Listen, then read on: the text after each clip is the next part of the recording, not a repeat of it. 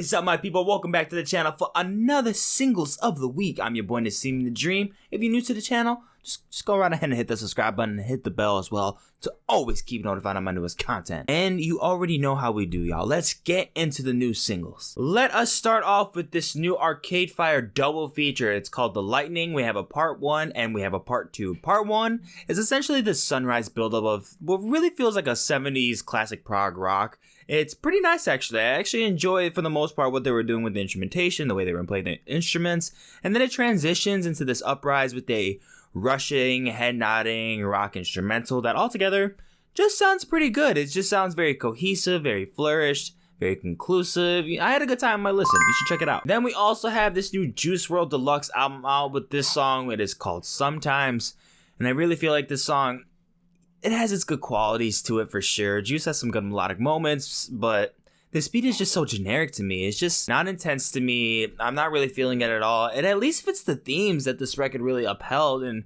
makes well enough for an addition, but that's about all I can really say. I mean, if you're a Juice WRLD fan, I'm sure you'll have a good time with this track, but Then we got some bedroom pop bops, y'all. How about this new Still Woozy and Remy Wolf collab? Oof. This just sounds delicious. It's this soft acoustic rock pop ballad that is just fantastic. The production is wonderful on here. The kicks impact very creatively. They really sound like overblown. That actually sounds quite pleasant, to be honest. The singing is systemically parallel to each of the other melodies and the harmonies. They all just sound super tasteful, and I'm liking it a lot. I like this shit a lot, man. It's great. Definitely recommend it. Then we have Duck Ltd and Illuminati Hotties coming out with a duo single. This one's called Head On. It's a classic punk rock banger with these punk aesthetics are just so well polished. The filters are true to its original quality, and it's just fantastic. I'm actually really loving the song. I'm absolutely loving the song. If I'm just going to be really more specific, this feels like something that, it really feels like something that would have came out around that time in the 70s that just feels so new and fresh with that modern production twist to it. I just love it. I'm loving everything about it. It's vintage as fuck. Play that shit, dude. Okay, this is a song.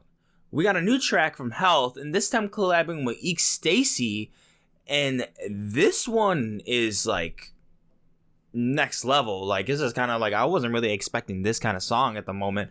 So based off the last track that I heard was with Lamb of God, and if you know Lamb of God, of course, it's good to go off that heavy metal, death metal kind of aesthetic, and I thought that song was pretty decent. That song actually kind of grew on me from my first listen, but I was kind of expecting more stuff that would like kind of went off with something that heavy, but they got this one that goes off with like a goth indie rock tone to it that just is like, it's mind-boggling, honestly. This band is astonishing. Like, it's breathtaking the way that they're kind of taking the new level with their new music, honestly. Like, the atmospheres in here just feel like they're just so dark and cold and haunting. It's insane. This band is insane right now. This is extraterrestrial kind of shit right now, and I'm still thrown off from it. I'm gonna play this shit. This is gonna be the first song that I play after I'm done filming. Next, we have indie pop singer Sasha Sloan out with WTF. This is a singer I was fairly fond of when her debut came out, Only Child, though admittedly that record's color is washed out kind of fast. The song is certainly not terrible, but you know, the instrumental still takes that simple indie dream pop aesthetic that really feels like it's just beating a dead horse at this point, but it's manageable. It's all right. I think you should check it out. Maybe you might like it more than I do, but hey, you never know. Okay, so this time we got MGK out with a new song, and this time he brings on the one and only Bring Me the Horizon.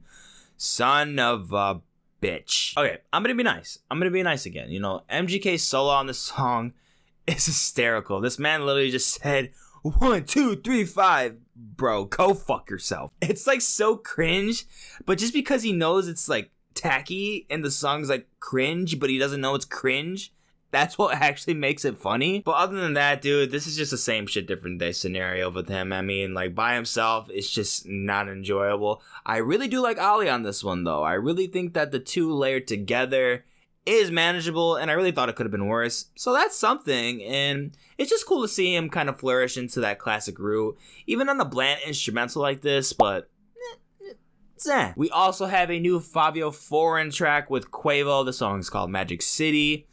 This is probably my least favorite Fabio verse, and this song is pretty bad. This beat is undercooked. Quavo does nothing for me personally. Yeah, it's just not enough for me to say. It's just plain and simple trash. Then we got some more Nigo music, this time collabing with Lil Uzi Vert, diving into this New York drill instrumental style. And I'm just gonna say, Uzi should not be on this beat, man. He does not belong here at all. To me, it's not working. It's just not working very well. Nigo gave him too much spotlight that just ruins so much of this song, but I didn't even care for anything else on this song either. I don't even care for Nigo's verse at all. So, no thank you. Next we have Muna. This is a little pop group going a little electro with this track this time. It reminds me a lot of the Aces music, and it's honestly, it's a bit basic. It is a bit basic. I didn't really catch anything vibrant or unique from this at all. The band's talent is here, but perhaps needs to do a rerun at the drawing board for sure. Then we have this new Thom Yorke track coming out last week. This one's called 517. So I actually think this is pretty interesting listen. It goes off with an ambient piano writing with vocals coming in and out, going every now and then builds up the main focus onto the instrumental, bringing in some droning bass, even with some atmospheric white noise, making it feel mystical, kind of like in a rainforest setting-ish. It's good. I think it's good, and it could have used some more instrumental for sure on here. It could have used some more sound inclusions too, maybe, but it's still decent. I had a good time on my listen. You should check it out. Next is Ethan Gruska and Bon Iver with So Unimportant. And actually, I am really enjoying this one. Bon Iver is rationed on here perfectly. Not overbearing, not underbearing. It just feels right to the perfect amount. Ethan has some really good vocal moments on here too. The harmonies with Justin are just amazing on the back end of the song. And this is a wonder of beauty, honestly. It's excellent, man. This is just a very satisfying track. It's lovely. Give it a shot. Normani is also out with a new single. The title of this is called Fair, and it's not far off from your ordinary R&B track. I didn't find the songwriting to really have enough thought process to it, to be honest. This beat is more so on the bland side, if you ask me. Normani's performance isn't bad. I don't have an issue with Normani's performance at all, though I really do think that there's a lot of room for improvement for this track. But other than that, it could be worse. Next is a new King Princess single called For My Friends. There is not really much to admire in this track, not to mention ends off pretty abruptly and it's kind of unsatisfying. If you told me this was made for an older project for King Princess, I'd probably believe you, to be honest, but it's not terrible. I just still don't think it's admirable at all. There's just really not enough for me to really say that King Princess is moving forward with her music at this point. It kind of just really feels like you're just staying in that same spot. For your fans, that might be cool with them, but for me, I kind of need that evolution side of it. Next, we got a new Weezer track. This one's called A Little Bit of Love, and it's an organic acoustic rocker, and it's got an attention-grabbing hook for sure, but I'm kind of a little bit in the middle for it. I thought the writing was pretty boring, to be honest. It's not a track that I can really see making the cut for OK Human, which is their last record that I actually really enjoyed. But it's more so a corny song that can make like a cheesy romance comedy. For that, it's just, you know, it's alright. Royal Blood is also out with a new track. This one's called Honey Brain. So I feel the band does fine with the production. And just overall, the touch with the amp work on the song, with the riffs, could have been a little bit better, for sure. And the chorus is digestible at least, and that's always good. But it's just plain. It's just too plain. It's just so noticeably plain and bland. Because I just really don't see the spunk in here. I would have really fucked with this song if it really had that, you know, that spark, that sporadic spark in there, but it's just not here, and I'm just really bored throughout this listen, sadly. Lucius is out with an exciting one this week. This time we have a heavy Americana folk talent on the feature, Brandie, Carlile, and Sheryl Crow. Wow, let me just get this out of the way. The singing, it's phenomenal. Hands down phenomenal. It's super dynamic.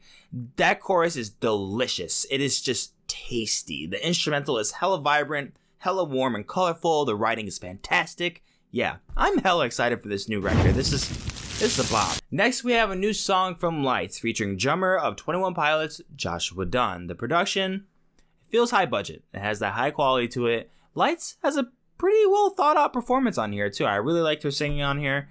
But honestly, I can't say that I love the song, nor was I really impressed with what was really shown on here. The blueprint is just too simple. It's not that creative at all. It lacks it pretty heavily in that area, if you ask me. It's really the only place that it kind of has really faults at too. But I mean, it could be viewed either way. I mean, this might just be, I might kind of just be sick of that, just simple take that pop music is kind of going for, and that's kind of what this is, but try it out. And how about this new Mount Joy track? This song is called Lemon Tree. This is a pretty popular alternative indie rock band if you're not familiar with them, and wow, this might be one of my favorite tracks from the band, hands down. I love the way that they put this instrumentation together on the chorus. It's got like this funk psych twist onto the guitar bends that just pierce right through the mix with a beaming light into the darkness. Honestly, I wish I could just keep saying more on how spontaneous and just monumental this instrumental really sounds to me, but I can't really explain it any better than I already am, so I'm just gonna say, check it out. It's awesome. Next, we got some good vibrations. Nightmare and Slander are out with the song Fall Into Me featuring Dylan Matthews. This is a collab that's fairly popular into the EDM scene with their back-to-back sets, especially along with their hit single, Good Vibrations. So there's this hype that's always behind them because of that track, but for this one, I gotta say, this is just not good. The synth chords LFO'd into the chorus are just tacky as hell. The build-ups are so lazy and cruddy. I'm sadly starting to see myself not really vibing with this anymore, just playing through an MP3. I really can only see myself just really fucking with this in a live audience. I'm really only talking about particular future bass at the moment, to be honest. I'm really liking some new house that's really coming out with just new rave music. I'm enjoying that still, but it's kind of like the same thing if you really ask me. But I'd rather just play some electronica at this point, just like some Kelly Lee Owens. I'm just not really, I don't know. There's not enough new music from future bass that's really keeping me with the same itch. So if this is a demonstration, it's not a good one. Up next is Coi Leray teaming up with Nicki Minaj for a little hip-hop tango.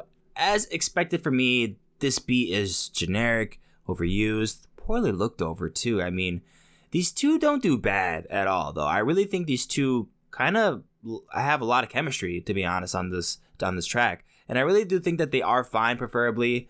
I would like to listen to this on a way better instrumental. I just don't understand how you got 4 producers on here, yet no creativity. It's trash. We then have Susan Archives out with Homemaker. This is an alternative pop piece. Lots of different takes of rock, experimental, and jazz into this one. This instrumental has the whole package. The melodies and the background fillers and the drum touch-ups. The production is flawless. The singing is fantastically executed. I can't show enough love to this song. Passage to Passage is amazing. Check it out. And we are finishing off this week's Singles of the Week with the iconic glam metal band Def Leppard with the song Kick. And I think the band upholds enough to put together a decent enough rock song. This surely sounds like a Def Leppard song if you ask me for the most part. I really don't have a problem with it. It passes the test for classic 80s rocker also. I'll take it. I'll take it. And that is it for this week's Singles of the Week, guys. Thank you so much for watching the video. If you enjoyed, go ahead and like, share, and comment down below. And if you're not already, subscribe to the channel. Down in the description, you'll see all the links for the tracks that I discussed in this video, more videos, and also the links to my social media accounts so you can keep up with me on the daily. I'm catching the next one. Dose.